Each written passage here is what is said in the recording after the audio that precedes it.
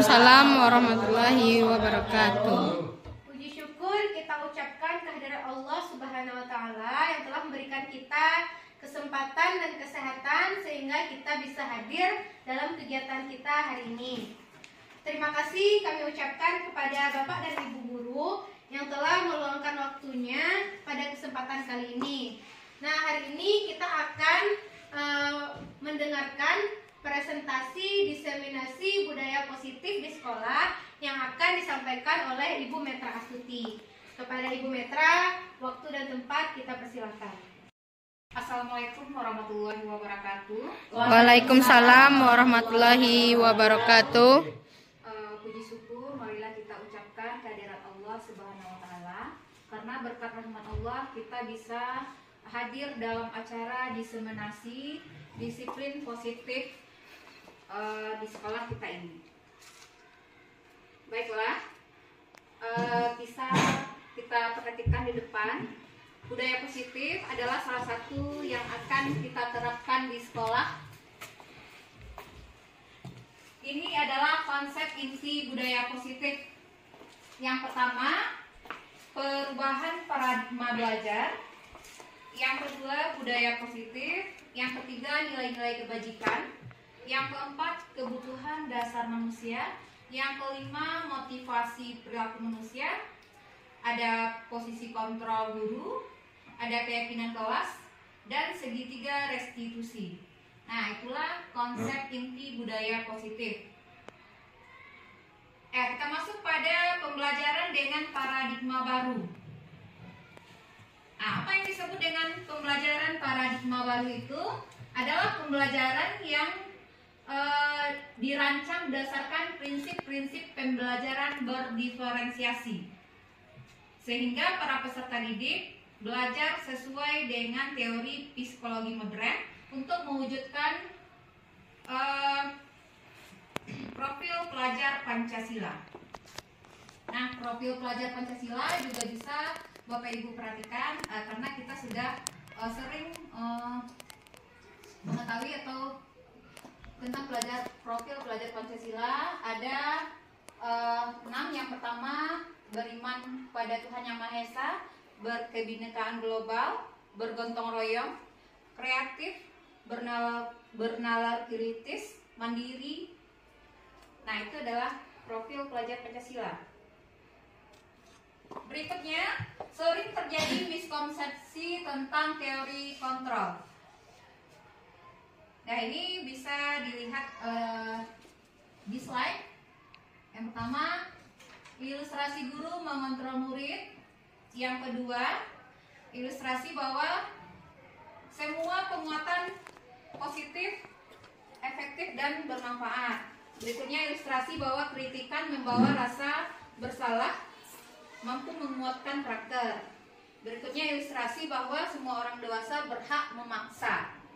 Nah, itu adalah miskonsepsi atau kesalahan-kesalahan yang sering kita lakukan dalam mendidik anak.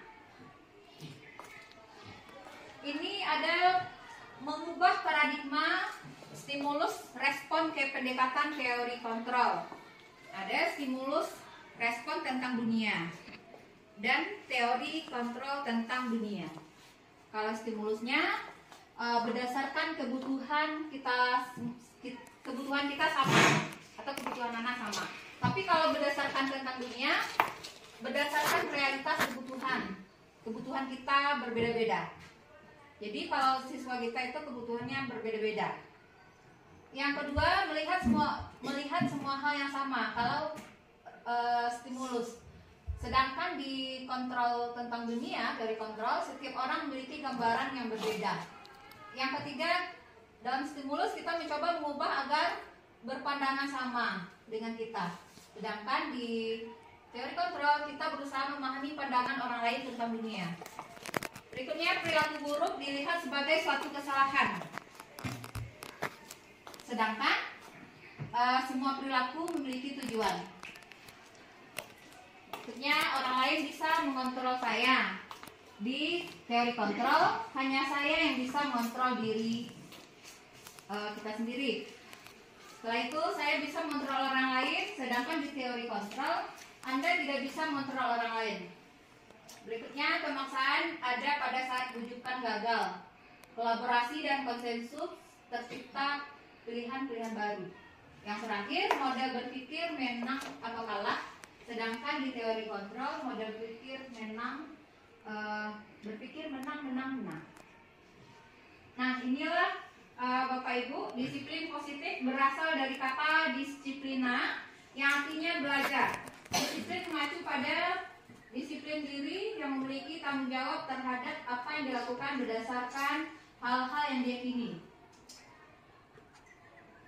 Disiplin kritik merupakan satu cara penerapan disiplin bertujuan untuk menumbuhkan kesadaran serta pemberdayaan peserta didik tanpa imbalan atau reward, ancaman atau hukuman. Jadi kita di sekolah tidak boleh memberi ancaman atau hukuman. Itu dalam teori ini. Sebagai pendidik, tujuan kita hanya menciptakan peserta didik yang memiliki disiplin sehingga mereka berperilaku mengacu kepada nilai-nilai kebajikan universal dan memiliki motivasi intrinsik dalam perubahan perilaku ke arah yang lebih baik. Kebutuhan dasar manusia.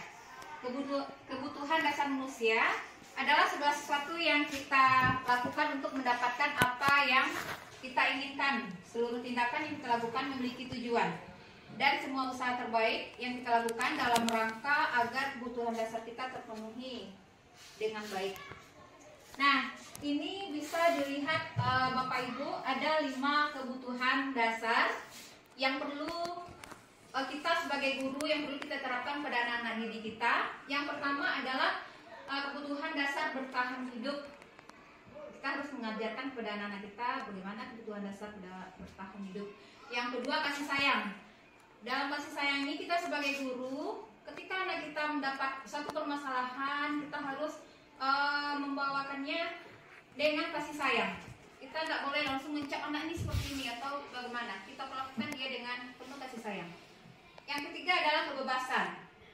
Ketika seorang anak bermasalah, kita lihat dulu seperti apa dia. Setelah itu kesenangan dan penguasaan. Itu adalah 5 dasar kebutuhan manusia. Termasuk kita sebagai guru, ini adalah 5 kebutuhan dasar kita. Ada bertahan hidup, kasih sayang, kebebasan, kesenangan, dan penguasaan. Berikutnya, motivasi perilaku manusia. Motivasi yang pertama adalah untuk menghindari ketidaknyamanan atau hukuman. Ya, kalau biasanya dulu kita memberi hukuman kepada anak-anak, kalau berdasarkan sekarang kita harus menghindari ketidaknyamanan atau hukuman pada anak-anak. Itulah kenapa harus adanya kesepakatan kelas. Yang kedua, untuk mendapatkan imbalan atau penghargaan dari orang lain. Yang ketiga, untuk menjadi orang yang mereka inginkan, menghargai diri sendiri dengan nilai-nilai yang mereka percaya. Nah, ini ada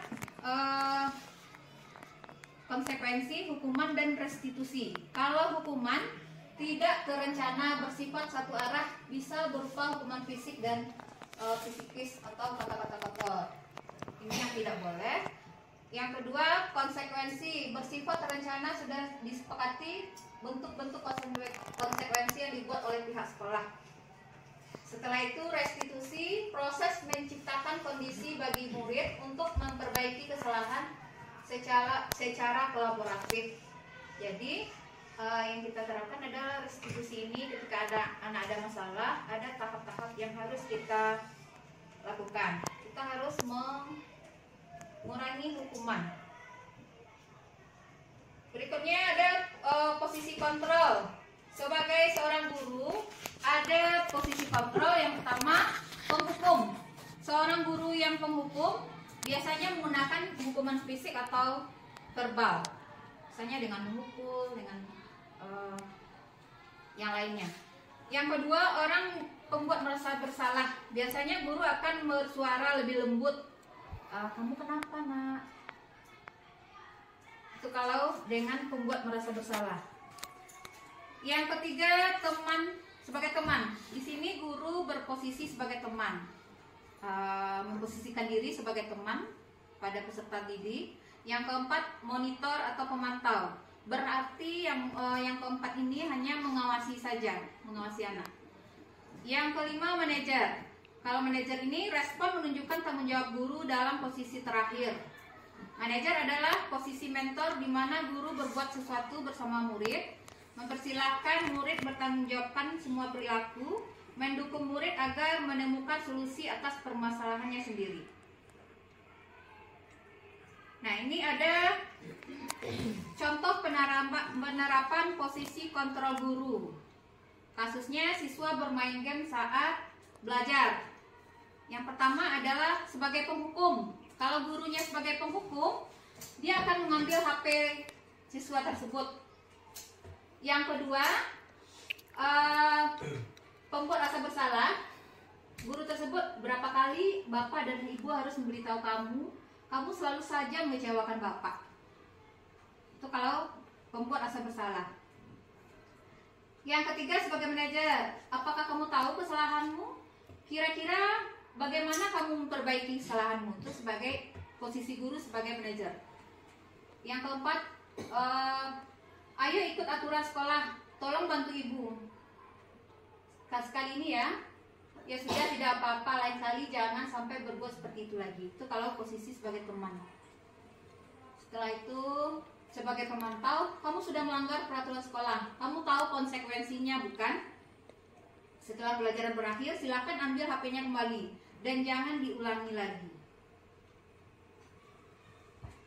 Nah, kita sekarang akan menentukan berdasarkan slide ini contoh penerapannya. Nah, kita akan menentukan kalau sebagai penghukum, guru akan mengambil HP siswa, pembuat rasa bersalah, sebagai manajer. Nah, ini sekarang kita akan menentukan berdasarkan ini. Posisi kontrol apakah ini? Ibu sangat kecewa sekali denganmu. Ya, kira-kira Merasa bersalah. Pembuat rasa bersalah. Berikutnya, coba bacakan Bu Mira Roza. Apa rencanamu untuk menyelesaikan masalah ini? Ya, kira-kira posisi ini sebagai apa? Manajer. Ayo, Ben. Nah, ayo lakukan demi bapak atau ibu ya.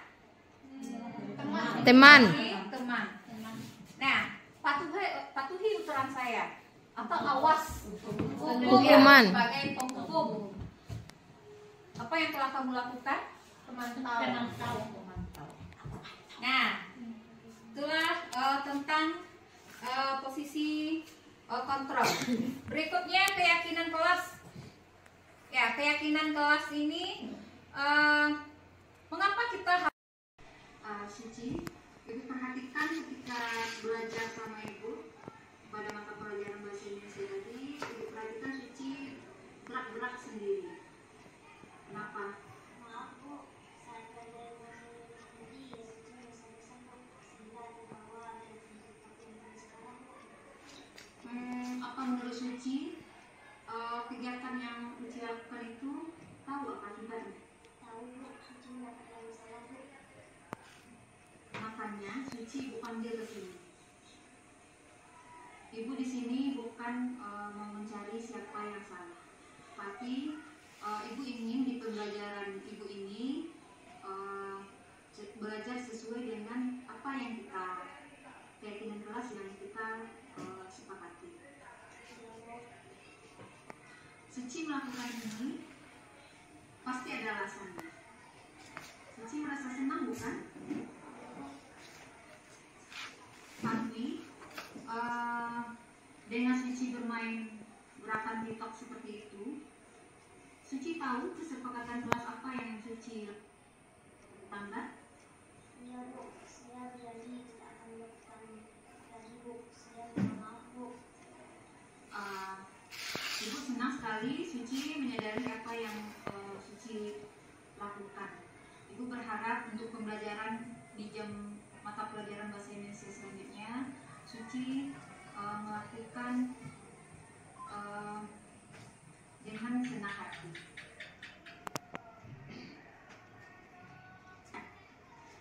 Suci. Nah, itulah salah satu kasus yang terjadi pada pembelajaran di kelas yang saya ajar, yaitu ketika anak kita yang bernama Suci ini melakukan menunduk dan gerak-gerak sendiri. Ternyata ketika saya panggil dan menerapkan segitiga restitusi, ternyata dia karena keseringan menonton TikTok dan akhirnya terbawa dengan sendirinya gerakan-gerakan itu dan menghambat atau mengganggu temannya di dalam kelas. Setelah saya selesaikan dengan segitiga restitusi, menstabilkan identitasnya, apa yang dilakukan, dan menanyakan apa kebutuhannya. Setelah itu kita tentukan sesuai tidak dengan keyakinan kelas apa yang dilakukan itu. Setelah permasalahannya selesai, ini adalah merupakan komentar dari Suci, anak kita yang bermasalah. Assalamualaikum warahmatullahi wabarakatuh. Saya Suci Milasari dari kelas 9.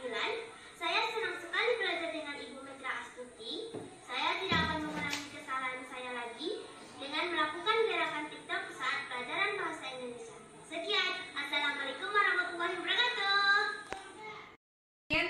Presentasi diseminasi disiplin positif saya pada hari ini saya akhiri dengan Assalamualaikum warahmatullahi wabarakatuh. Waalaikumsalam warahmatullahi wabarakatuh. Oke, itulah pemaparan dari Ibu Metra Astuti tentang diseminasi penerapan disiplin positif di sekolah.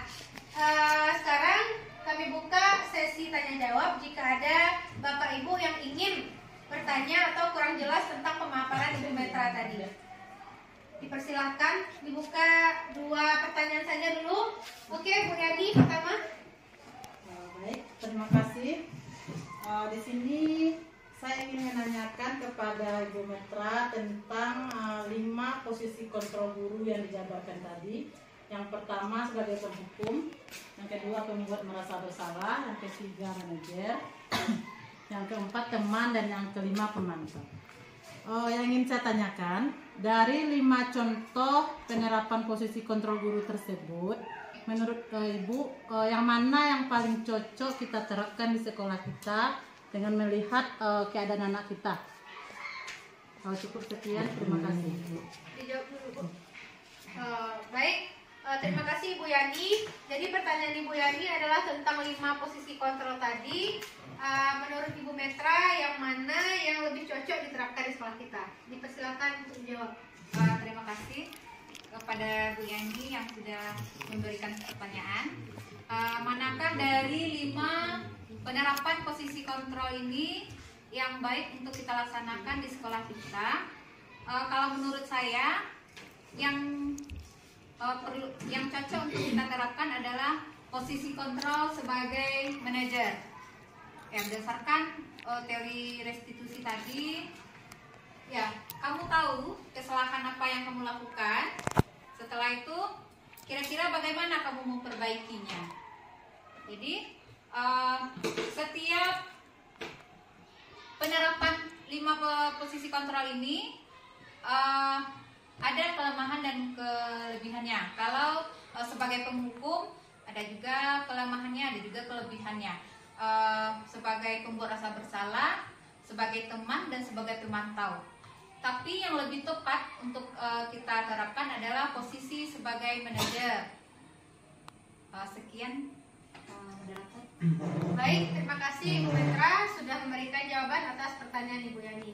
Kita lanjut kepada pertanyaan kedua. Tadi Bapak Zul sudah ingin bertanya, dipersilahkan. Oke, terima kasih kesempatannya. Baik, saya ingin bertanya kepada Ibu Metra Astuti. Pertanyaannya adalah, mengapa disiplin positif tidak boleh menerapkan sistem reward? Sedangkan di usia SD, SMP itu apabila anak diberi reward, maka mereka akan patuh, lebih bisa patuh kepada kita. Sudah Pak? Oke, boleh Bu Metra langsung jawab pertanyaan Pak Zul.